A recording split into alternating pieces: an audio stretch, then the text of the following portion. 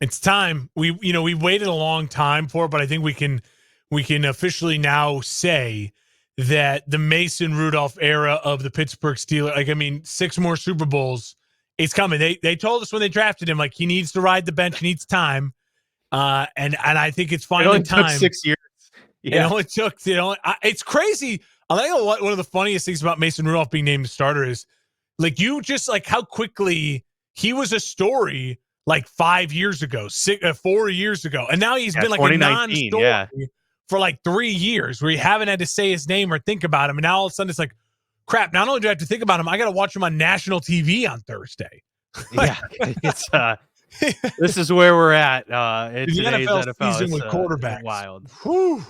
Dude, it's very brutal. Very We got a brutal. Yeah, Jacoby Brissett game. we did. We saw Jacoby Brissett out there on the field.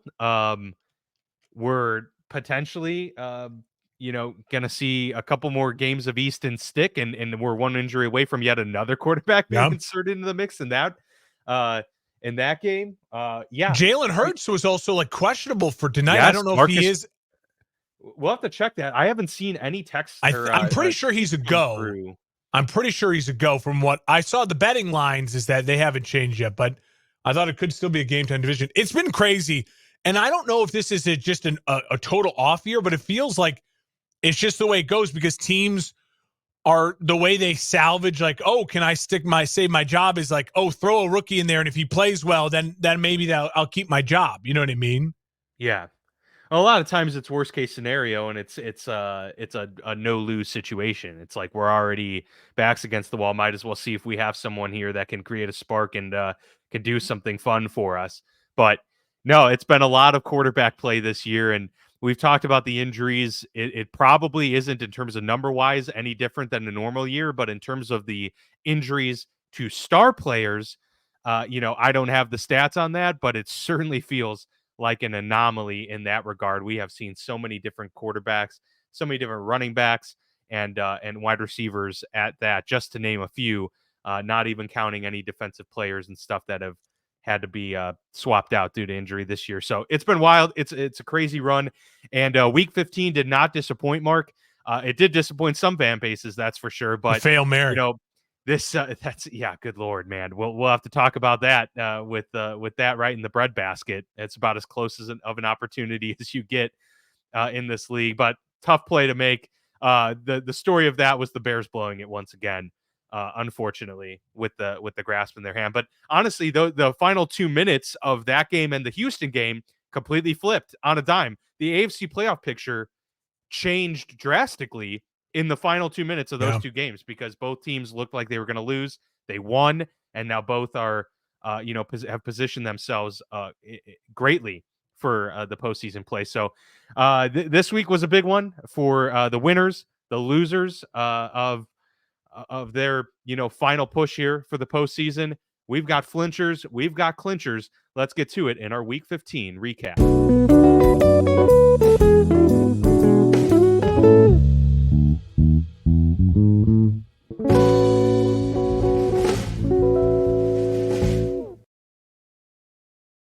All right, you saw it right there. Missed opportunities. Just the three teams mentioned there, Cowboys, Packers, and Jags, but there were several other teams that missed an opportunity to either keep pace among the playoff standings or put themselves in a higher seed or insert themselves into the playoff race. Nonetheless, a lot of teams knocked themselves out, while a few others did capitalize and seized this opportunity to catapult themselves back into it. So before we get into this one, Mark, we'll just kind of look at the lay of the land here with the playoff scenarios as we look at the playoff picture here on NFL.com. There are 4 teams that have clinched a playoff berth, only one of which is in the AFC. So the Baltimore Ravens, only AFC team to clinch a playoff spot. They are 11-3, and they are in the 1 seed, likely to retain that pending a collapse here because the 10-4 Miami Dolphins, whom I believe they have a tiebreaker over,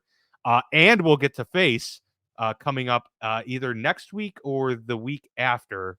Miami that'll has be a pivotal Dallas. game. Miami has Dallas, Baltimore, Buffalo. Final There you 3. go. Yeah, that's a brutal slog there Yeah. for the Dolphins. But The they Chiefs got to 10 at 9 and wins. 5. They got to Yeah, 10 wins, so you feel like they're going to be safe. Like I feel like they're a wild card team at the worst right now, Miami. And if they yes. just win one of those games, then they're 100% in the playoffs. But yeah, Miami, that Monday night loss was so brutal because that was their cushion game. You know what I mean? That was the cushion game. This should have been the 11th win, and then all the rest on out should have been, kind of like what you take what you can get, and you want to feel good about it. But yeah, Miami, their season flipped on a dime with that Monday night loss. Yeah, that was a a really tough one to swallow for them, but they are in that 2 seed as we speak. If they get one more win, I think it's probably fair to say they will take the East. Well, Three yeah, teams. the Oh yeah, Buffalo go ahead. game, if Buffalo is still alive for the East, if Buffalo wins out Wins and out, yeah. Miami loses one of the next two, if Miami goes 1-1 and Buffalo goes 2-0 over the next two, then Then that it'll shape game up for a showdown. and Yeah. that game is the winner. The winner gets the division, which is awesome. That's what the NFL does. This stuff with the late game, Yep. divisional games. You want those moments. So I think a lot of fans are kind of a guy like me. I'm rooting for that game to be that. I want Miami to find a way to beat Dallas and lose to Baltimore, and then all of a sudden, Buffalo goes 2-0. Buffalo's got an easy schedule now, leading up to that Miami game. So Buffalo finally gets a little bit of a break.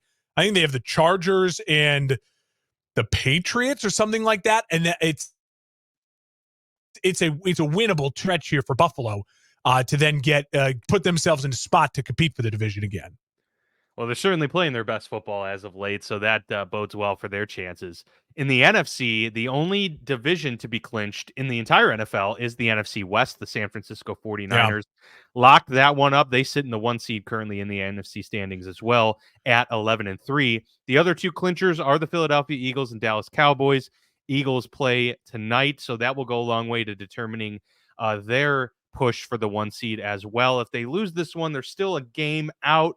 But based on tiebreakers, I feel like it'd be a game and a half lead for yeah. the 49ers, which might be enough cushion there for San Fran to feel comfortable enough about that 1 seed. But the Eagles still can push for that. Cowboys, brutal loss this week that dropped them out of the NFC East title currently, and they're in the 5 seed, but they have nonetheless clinched a playoff spot already. So 4 total teams there. We've got plenty in the hunt, as we'll discuss as we go through these games. To see which teams have put themselves in a great position there at the top of those standings. So we'll start with the Saturday games. Mark, we already talked about Thursday Night Football between the Chargers and Raiders. Go check out our Friday show for that. But the Vikings go on the road to Cincinnati. This one required overtime, but Jake Browning and company are able to get it done. 27-24. Nick Mullins was starting for Minnesota there. And, it was really the Ty Chandler show for Minnesota. They were able to run the ball better than maybe they have all season long.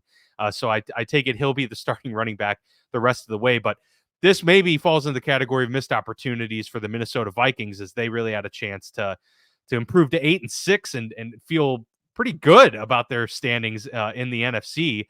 But nonetheless, they lose, and they're still in the 6th seed, so they still got a spot, but you definitely have less cushion now. Meanwhile, the Bengals, it was a game they needed to have, and they pulled out a victory there. So it's kind of funny, Mark. I mean, the two of us were kind of, mourning the Bengals and the Browns after their quarterbacks go down, and both of them find themselves in playoff contention right now. So just goes to show you, man, some of these coaching staffs are doing a heck of a job with their backup quarterbacks to keep their teams in this thing. And we may be talking about multiple backup quarterbacks starting games in the playoffs, and not just getting thrust into that situation, being a part of what led the team to that point.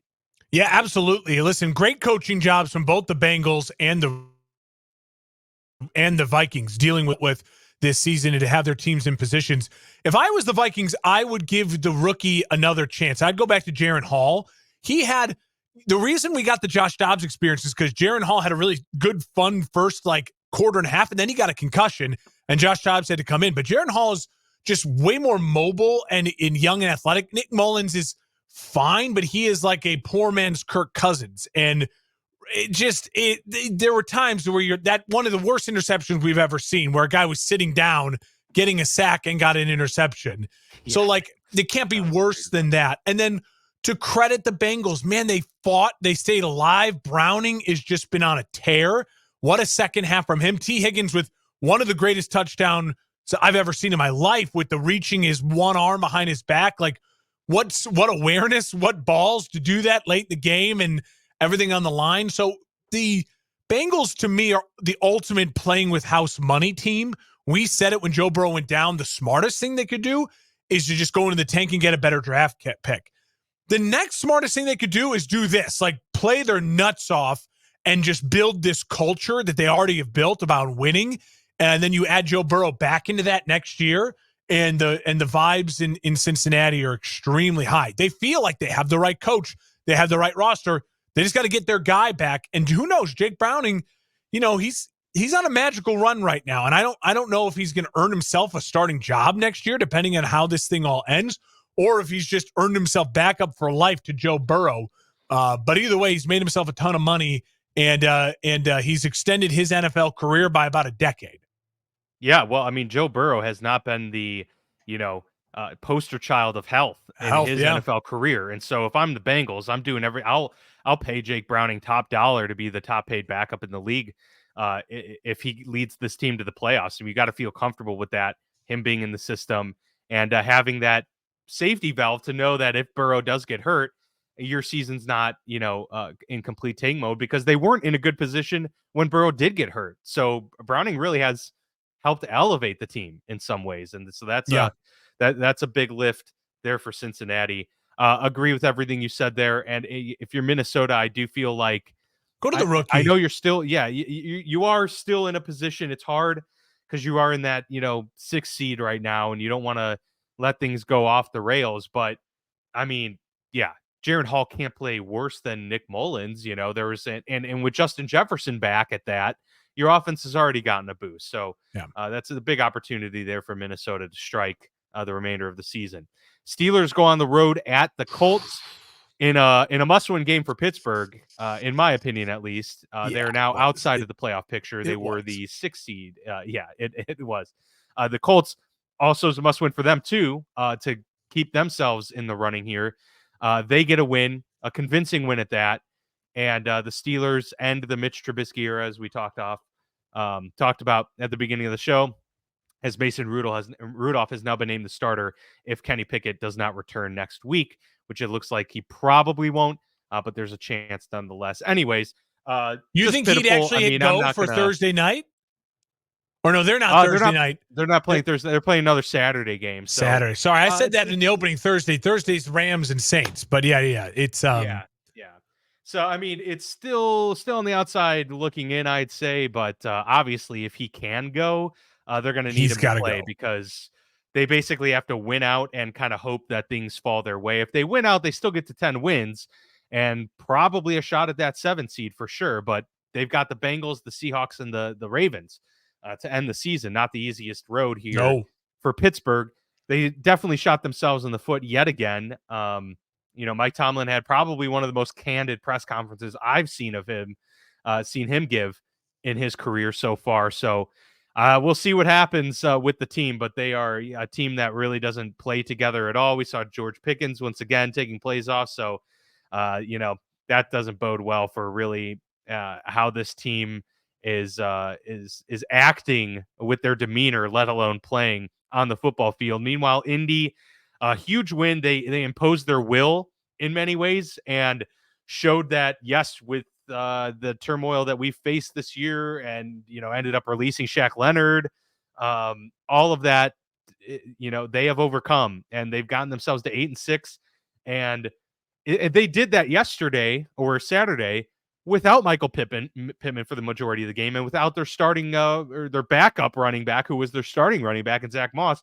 So you got to feel great if you're Indy. They were able to put up 30 points on a pretty decent defense, although one that missed a lot of players as well. But I think this says a lot more about Indy, because at this point Pittsburgh was off the rails, and not much more to be said about them. They are a team that's in constant free fall at this point.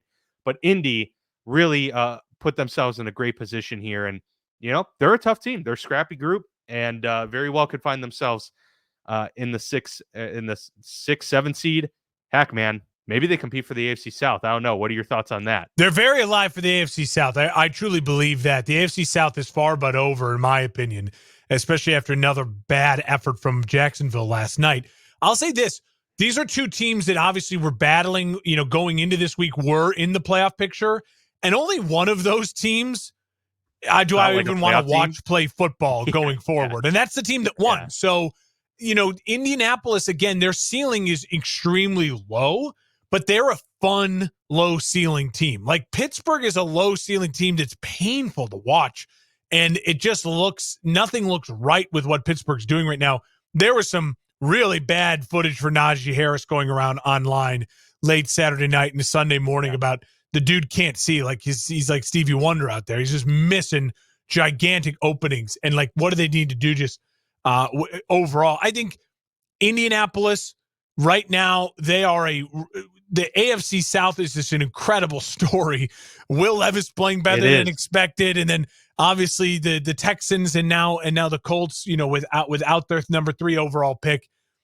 It's a fun story. I'm going to keep riding the Colts here. I think the Colts could absolutely win out. Their schedule is capable for them doing that.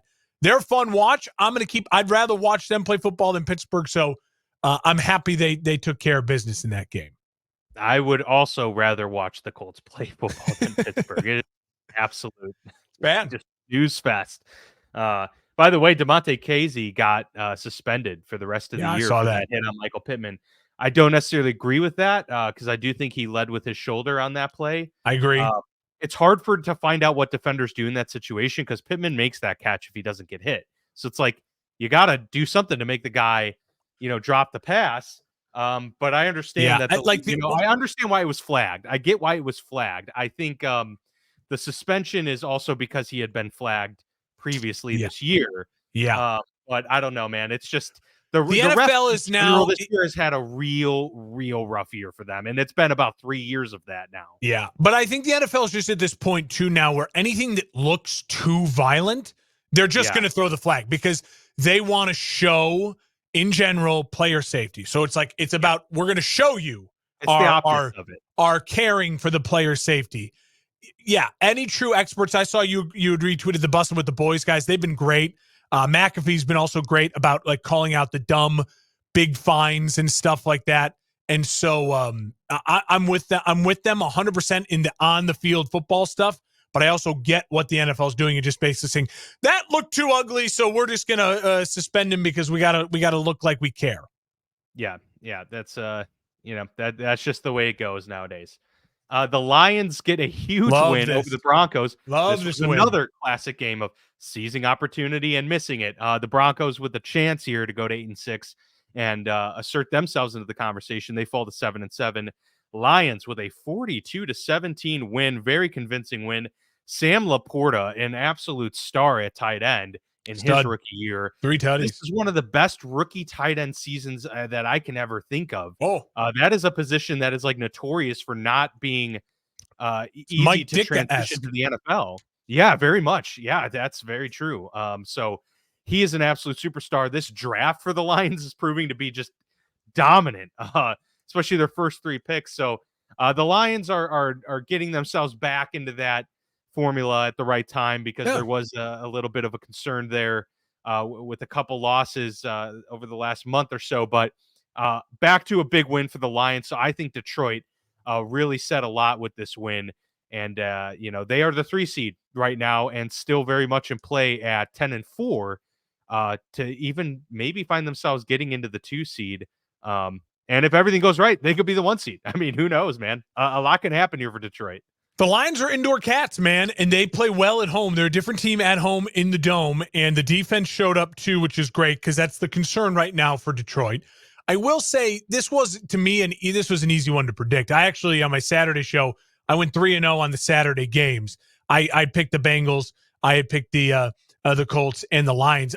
All 3 just felt like they were better, just good matchups. For Detroit, that was such a good matchup. And I think one of the problems is Denver you see that Denver is just not in rhythm. Like Denver can make big plays. Cortland Sutton's been good and Russ has been good at finding them, but Otherwise, as far as the sustained drives, big rhythm, it's just non-existent. They just don't, nothing feels smooth with Denver still right now. Now, Denver, I will say, don't count them out. You're saying, oh, Denver lost, they're probably dead. They played the Patriots, the Chargers, and the Raiders, their final 3 games. Denver could absolutely get to 10 wins, so don't count out Denver. But I do think this was great for Lions fans to build some more confidence. Again, the Lions have a very workable end of the season stretch, including 2 against Minnesota. And we just talked about Minnesota not knowing their quarterback right now. So the Lions absolutely can also win out.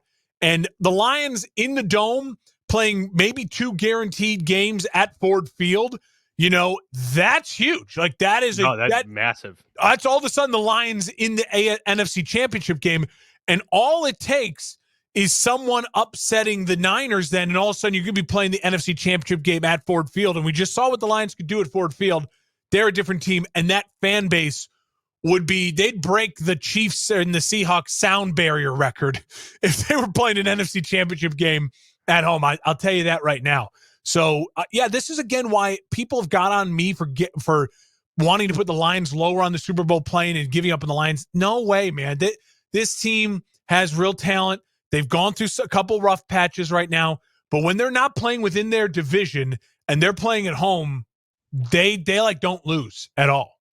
Yeah, no, they're very, very good at controlling their environment and asserting dominance at will. And I think that speaks to Dan Campbell's job and there. The Broncos aren't dead yet. Don't count the Broncos out yet. They're not. I'm going to bet against the Broncos if they make the playoffs. Like they'll lose to whoever they play in the playoffs, but they have an easy 3-game stretch to get to the playoffs. And on top of that, all 3 games are not only division opponents, AFC opponents. If they somehow find themselves huge tiebreaker stuff, they could break through some of those tiebreakers and find themselves in that. I don't know if anyone has an easier final 3 games than Pats, Chargers, Raiders. That's a pretty juicy matchup for sure. Let's talk about your Bears with victory in hand against the Cleveland Browns. Yeah. Joe Flacco and company lead them down to get the game winner late. Justin Fields tosses up a Hail Mary, which drops into the hands of Darnell Mooney as he fell. Obviously not the easiest play to make, but he did drop it. I don't know, man. Is this like part of the Bears DNA at this point? Is just below, because they've had so many leads in the fourth quarter this year. There's a bunch of stats out there. I know Barstool Big Cat, there was a video going viral, and I retweeted it too, about like how it's the first time a team has lost with that many interceptions and that lead in the fourth, going into the fourth quarter, and other teams have been like 40-0 or something. There's a bunch of history on it. Just know that if you didn't watch the game, the Bears once again found a way to lose in historic fashion. The 3rd historic loss this year in the fourth quarter for the Chicago Bears. And I will say this, I've known it since, by week 4. I mean, I was confident. I gave Matt Eberflus the benefit of the doubt. Hey, last season was terrible. He had no players. We said it all offseason. This Bears team added talent. Like, they needed to improve. And once they started 0-4 and were losing the way they were losing, we said it over and over and over again. Like, it's obvious the head coach is not the type of head coach that can elevate this team to be, annual NFC North winners. Like, you want a head coach that you can trust can win your division year in and year out. Like, I know factually, I've known now for the better part of 2 months that's not Matt Eberflus. So, like, I'm not angry about this loss in the sense that I'm disappointed because a Robert Tonyan giant drop ball or Darnell Mooney drop, an unnecessary call going for a Hail Mary at the end of the first half when you got in enough position to give Cairo a chance to get points on the board there. I know he's not great from long distances, but you'd rather that than, I guess, the Hail Mary, the Hail Mary pass. I think, points are a premium. I will say this. To me, the most frustrating thing is, again, all the Bears had to do in the second half was put one drive together. Like, they needed one drive. It's somewhere in the third or fourth quarter.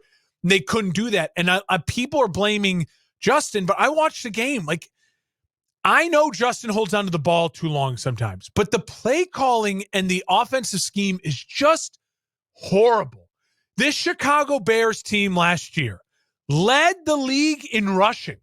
They led the league in rushing. Remember, all last season, a year ago, we were saying, hey, at least they have an identity. They're going to run the ball down your fucking throat, and they're going to beat you to shit with David Montgomery and Khalil Herbert and Justin Fields.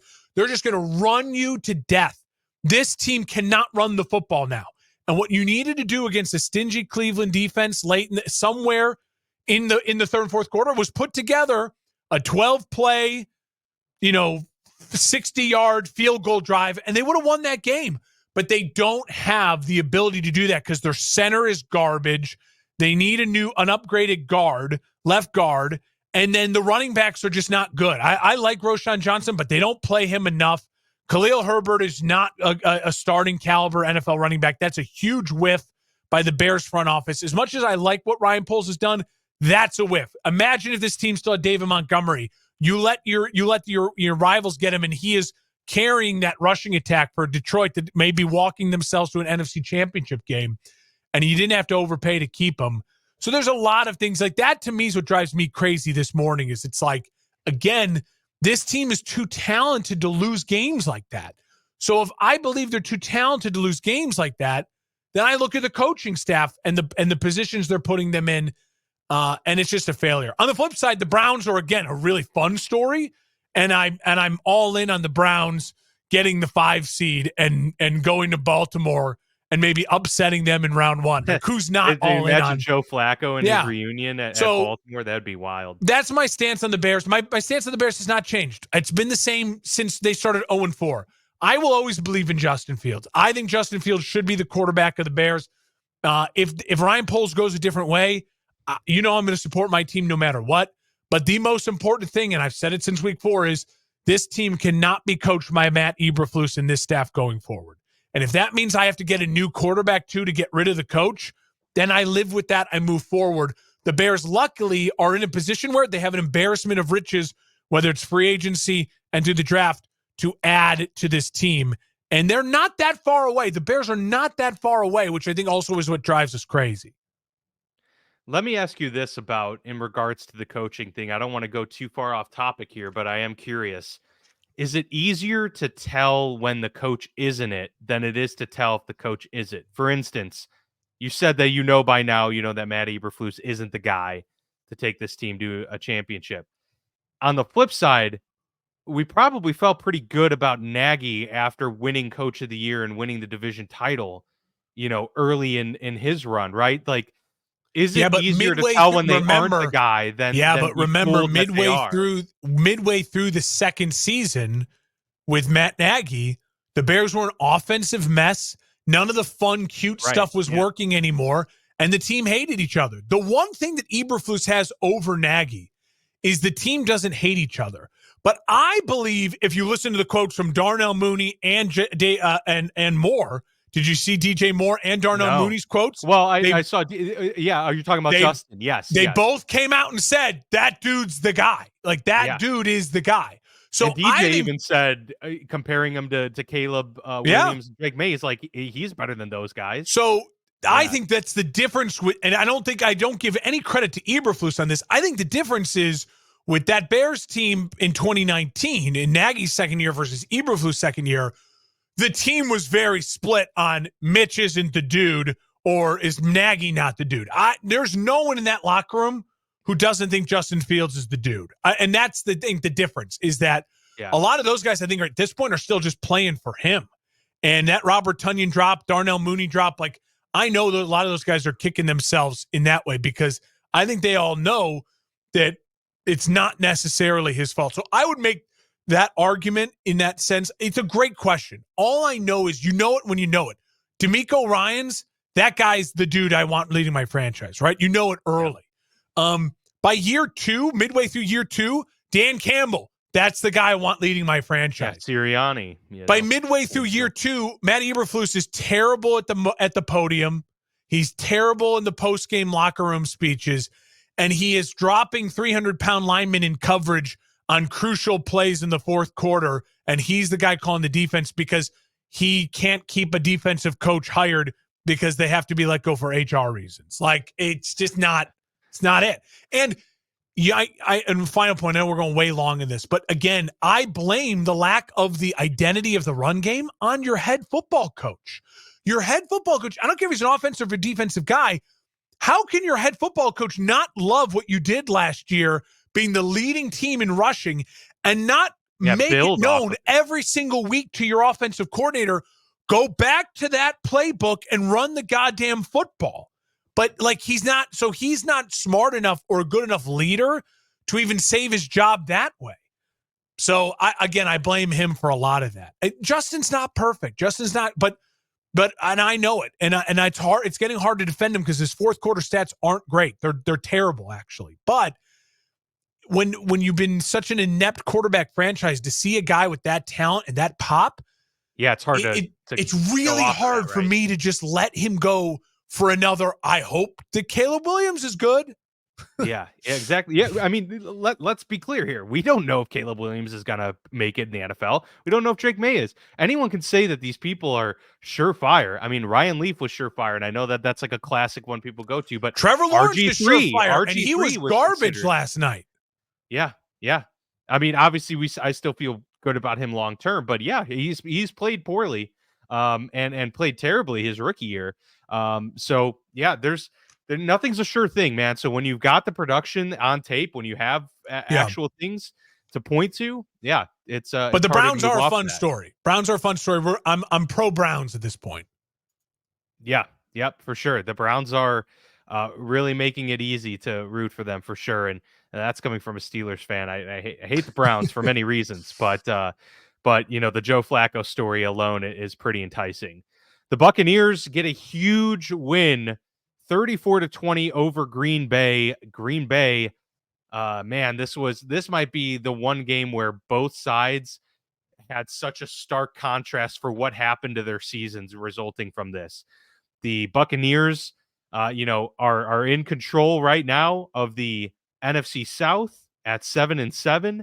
Meanwhile, the Green Bay Packers have fallen out of favor all the way down to the 11 seed at 6-8, with a very uphill battle now for Green Bay moving forward. Just were not able to get it done, whereas Baker Mayfield throws 4 touchdowns, seems to have a little bit of a resurgence. I'm not saying that his career is going to all of a sudden take off, but look, we talked about it either last week or the week before even, that, look, I mean, if Baker gets this to where it's a division win, yeah, they may move off of Todd Bowles, but who's to say Baker Mayfield isn't the starting quarterback for the Tampa Bay Buccaneers for the next 3 years? Baker Mayfield is done to Geno Smith. He's this year's Geno Smith. He has earned himself a starting job in the NFL next year, whether it's in Tampa, whether it's somewhere else. He will be a starting quarterback in the NFL next year. I think he probably hopes it's with Tampa. He's still got Mike Evans. He doesn't look like maybe he's going anywhere. Maybe a buck for life type of thing. And the Bucs right now are playing really, really solid football. And I'll say this: I don't know if it's because the Bucs offensively popping right now, or the Green Bay Packers defensively just that inept. And the Packers have spent so much money on defense, so much draft capital on defense. And they were just letting Baker go up and down the field. And that's the week after there were the Green Bay, the Wisconsin media was hounding their own defensive coordinator, like, get pressure. Like, you let Tommy DeVito walk up and down, you come home and your defense gives that kind of effort. Like, I'm not the biggest Jordan Love fan, but we expected the offense to struggle with a first-year starting quarterback and a bunch of kids, like first and second-year weapons. Like, you expect the offense to have rough patches, and they were supposed to lean on their defense. The Packers, listen, that 3-game win streak, I think maybe it just was one of those things where now that was unfair. It got a lot of people's, I think, hopes up for the Packers. Also, they could be the surprise team.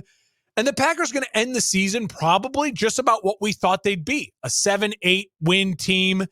And that's the Green Bay Packers this year. They were going to have rough patches.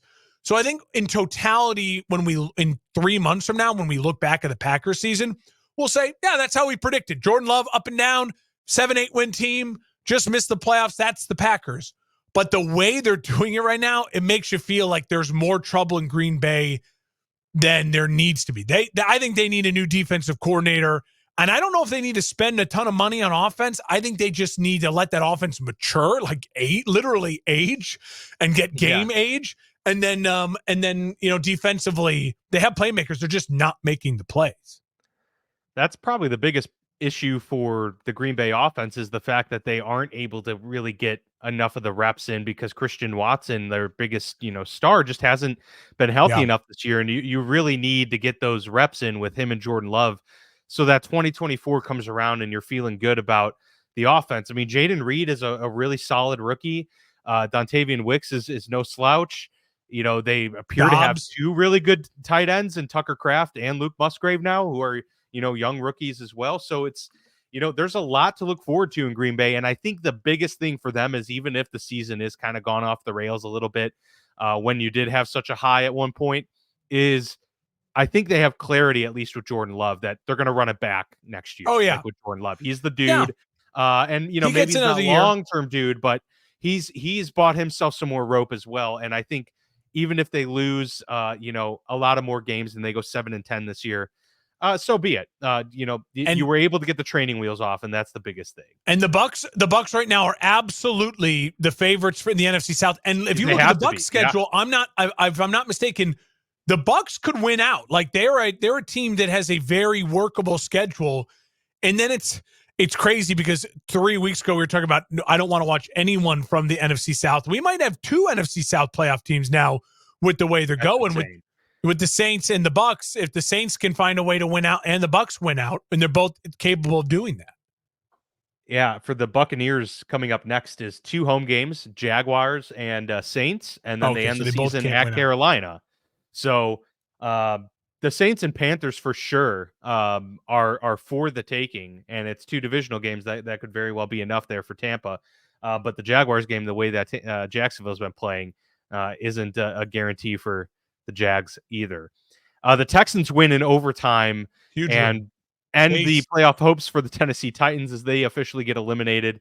Will Levis did look good for portions of this game and, inspired hope, but this team kind of collapsed in the second half, did the Tennessee Titans, and Case Keenum, a drink of the fountain of youth for a moment here, was able to lead the team down and able to get them a victory there. 19-16 win for Houston as they improved to 8-6, and that was a big win for them. I didn't think Tennessee really had a great realistic chance of making the postseason this year, so this was a much bigger deal for Houston, needing to win this game.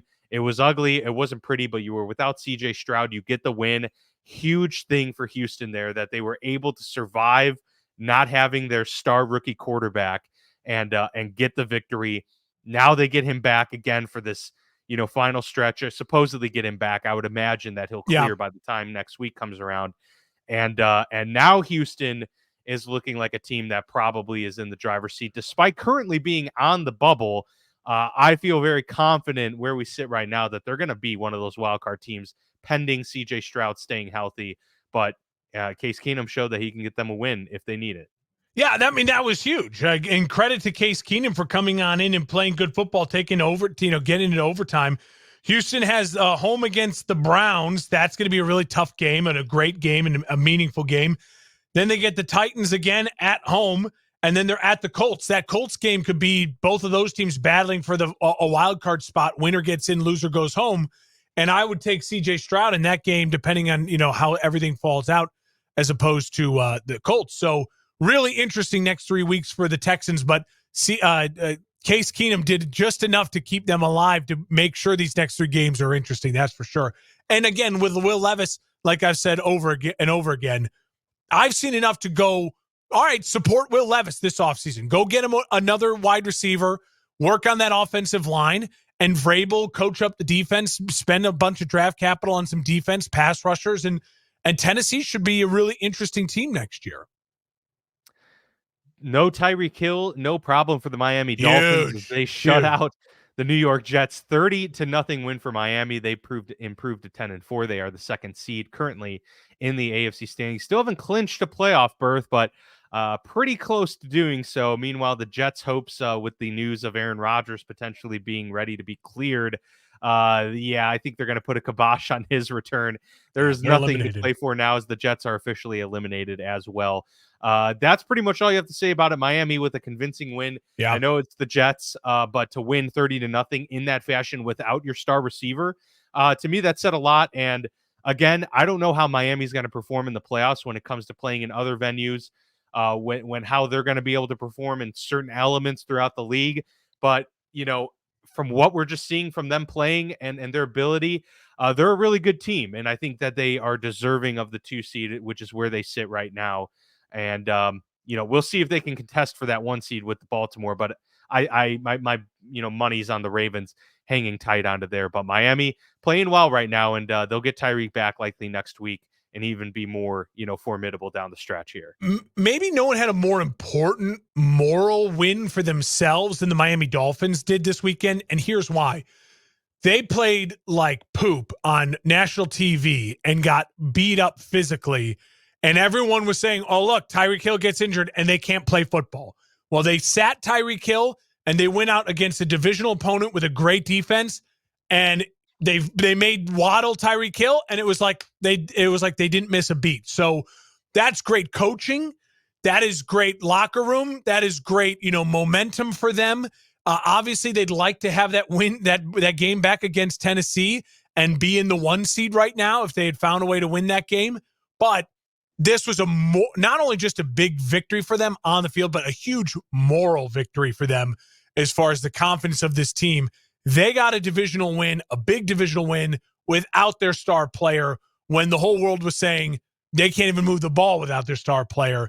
So that's great. Now, Miami has the toughest. They're the opposite of the Broncos. They have the toughest stretch down, games down the stretch. You have the Cowboys, you have the Ravens, and then you have the Bills. If Miami finds a way to go 2-1 or 3-0 in that stretch, then Miami are not only they'll be the 1 seed, but they'll be the favorites, I think, probably to win the Super Bowl if they go 3-1, down that stretch. That is it. That would be an impressive stretch. On the flip side, if they find a way to go 0-3 or 1-2, then Miami is kind of what we thought, which is a team that on any given Sunday could deliver a knockout blow with that offense, but overall, you can't trust them. So we're going to learn a ton more about Miami over the next 3 weeks. I feel a lot better about some of these other teams in the AFC, like the Bengals, for instance, or the Chiefs or the Ravens, to be able to afford to win on the road in the postseason. Miami's not one of those teams. I feel like the 1 seed is more important to Miami than maybe any of these other AFC teams. Well, winning the division, especially Miami, yes. If they fall to the wild card, gotta host 1 game. Yeah. Well, and if Miami falls to the wild card, remember it'll because they went 1-2 or 0-3 down the stretch. So they will have lost with that, with the Titans game, 3 of their final 4 or 3 of their final 5 or something like that, and it's like, and that's just not a great way to go into the playoffs for a team that we have physicality questions about anyway. So I agree with you.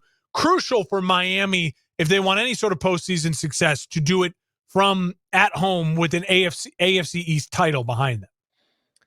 6 teams have been eliminated from the postseason, 3 in each conference. In the NFC, it's the Panthers, Cardinals, and Commanders. In the AFC, it's the Titans, Jets, and the New England Patriots, who lost by 10 to the Kansas City Chiefs yesterday. And I know that a lot of talk out there is, worry about Kansas City because they only won by 10 against a really bad team. I don't know. I kind of felt like this was a game where, New England's got a really good defense, a much better defense than maybe they're given credit for. And they matched up well with a Pacheco-less Kansas City team and an offense that was struggling.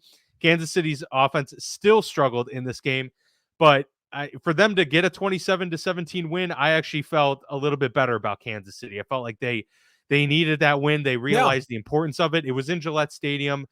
Did you feel like this was maybe not a full turning the corner for Kansas City, but at least something that gets them in the right direction and maybe it was a stop the bleeding. Yeah, it was a stop the bleeding game, right? Mahomes, the 2 interceptions, but the one with Tony, that's not his fault at all.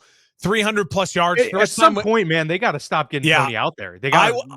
He's 100%. I've said it for weeks now. I would absolutely just move on from him. I wouldn't put him out there. I wouldn't.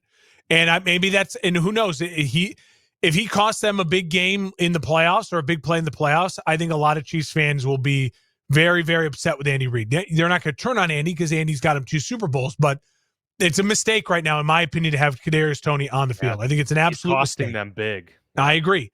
And I will say it was nice to see Clyde Edwards-Helaire play well in the receiving game, but again, offensively, they couldn't run the ball much at all without Pacheco. So Chiefs, I'll feel better about is if they put up a 27 or a 30-point plus game here in the final couple games. If they can keep scoring 27 or more down the stretch and get Pacheco back, so the run game is mirroring the pass game and Tony stops costing them, costly turnovers, then I'll feel continually better about the Chiefs. But again, right now, the Chiefs are just a team I'm not willing to count out because they have Mahomes, they have Andy Reid, they have Travis Kelce, and Pacheco should be coming back healthy in a really solid offensive line. Tommy Cutlets gets served on the road as the New Orleans Saints. I had to try at least once there. Okay.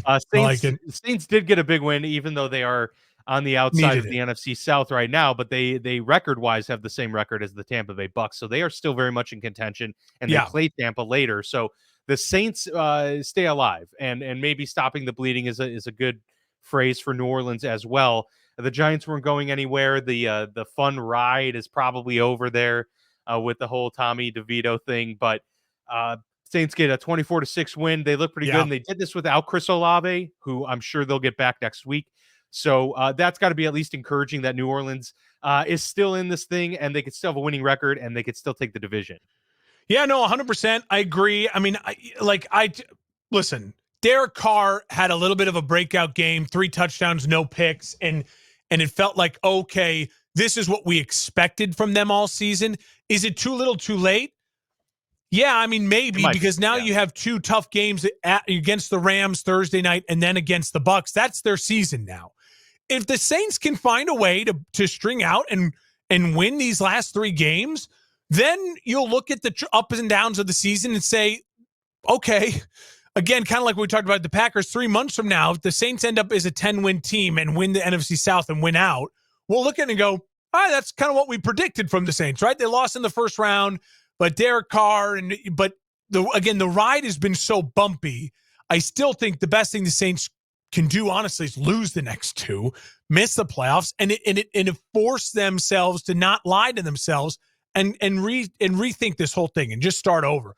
They're in cap hell, so just flush it, restart, and get on pace with the other teams in your division who are all going to be trying to reset. The whole NFC South, don't be the last team to reset. Be the first team to get a jump start on the rebuild. Get ahead of everyone else. The Jags were a year ahead of the Titans, the Colts, and the Texans. Look how quickly those 3 teams have caught up to the Jags. Exactly. So you in the NFC South can be a lot like the AFC South really quickly. So if I'm the Saints, don't be the team who trots out Derek Carr again while all the other 3 teams have young stud quarterbacks, and then you're like, wait, what are we doing here? What are we doing here? Yeah, you find yourself, in a very dicey situation before your very eyes, and in a division that might very well start to get increasingly competitive as the years move forward. I will let you gloat on this next matchup because you were certainly more confident in the Los Angeles Rams coming into the season, and they've pulled off another really impressive win, 28-20 over Washington. Survived Brissett. They did, yeah. But the Rams are just they're controlling their own destiny, and they're handling their business well. Yeah, and I think that's probably the best way to put it. Is they're in the 7th seed, and at 7-7, they're probably playing some of their best football as of late. They're starting to get healthy now. Kyron Williams is dominating in the run game for them. Like, they finally kind of fixed that puzzle that they haven't had for a little bit. A lot of things working well for LA right now. I mean, are they a team that you feel confident in down the stretch here, but also, like, even, dare I say, come postseason time? Like, are they a team that can make a run in the NFC? If they can make it into the playoffs, they're obviously they're probably the NFC wildcard team that you're like, oh crap, I don't want to play them. Depending on who wins the NFC East, right? Like the Eagles or Cowboys. The Rams are going to be feisty. They're going to put up. They're playing with total house money. No one thought they'd do anything this year. And the best thing to come of this year with the Rams, again, is they've reset their cap. They got a ton of young players who now have a ton of experience, and going into next year will be really great second-year players in that system.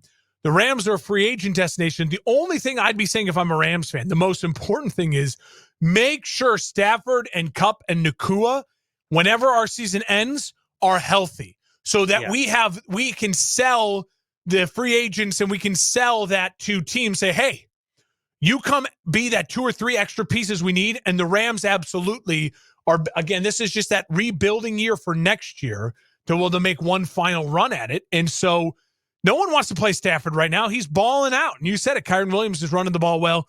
Rams are a fun story. And for Washington, I hate that they did that to Sam Howell. Maybe the benching will be good for his confidence. I don't think there was any reason to do it. I get it. He was struggling in that game, but you're a dead, coaching staff walking right now. I think that was, I'd be frustrated if I was the ownership of Washington. I'm like, you may have killed this kid's confidence just to try to make yourself look better, prove a point. Like, Yeah. that didn't Kind of feel, stick to your guns moment. It yeah, it seemed didn't like, feel right. yeah. It just didn't feel right. But who knows? We'll see what it comes of it. Maybe now Washington, who knows? Maybe there was the owner also saying we're done with Sam Howell too. Maybe there's something beneath there saying that Washington could be a quarterback in the quarterback market this offseason. I know there's still things that Brock Purdy probably needs to prove to the NFL world and to analysts and things like that in terms of being able to come back. Like they haven't had a whole lot of adversity in games. They've been that dominant, but I mean, who really cares? Because personally, I think they're the best team in the NFC right now. It might be the best team in all of the NFL. They're just playing lights out in so many facets of the game. The fact that you could find multiple MVPs on this team just kind of speaks to the quality of the makeup of this group and how they've been playing. 45-29 win over the Cardinals. Maybe doesn't look as dominant as it was. It's just the 49ers continue to impress. They had a very small rough patch in the middle of the season, but since then they've ironed everything out. They're healthy, and they're just the most dangerous team in the league. That's just really all the way to put it. Yeah, there's nothing else to say. I mean, for the Niners right now, that 3-game skid was alarming, and we all knew in our head it's because they're not healthy. And when they weren't healthy, Brock Purdy struggled, and they went 0-3 in a stretch. Now they are healthy, and Brock Purdy's throwing 4 touchdowns a game, and they're dominating people. And for the Niners, the only thing that can change the perception of them for us, I think, as fans and analysts, is Monday night. Like, they play a week from tonight, they'll play the Ravens at home, Monday Night Football, and that'll be an absolute Super Bowl preview game. The lights will be bright. It'll be a real test for both teams, and that's going to be maybe the game of the year into coming down the final stretch. More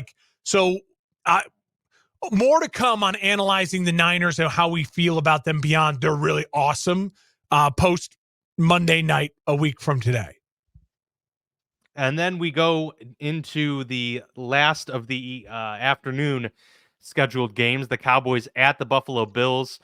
You were very right about this one. I was wrong. It was a pretty rough week for me prediction-wise. The Bills win 31-10, absolute drubbing of the Cowboys. And here we go again, man. I feel foolish now, after so many weeks and years of being down on the Cowboys to let a long streak cloud my judgment of this group, because they look terrible on the road in an environment outside of Irving, Texas.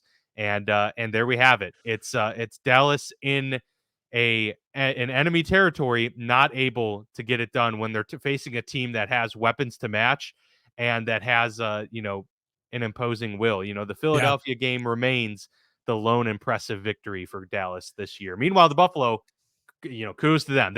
They really, really obviously needed that, and that was a huge boost for them.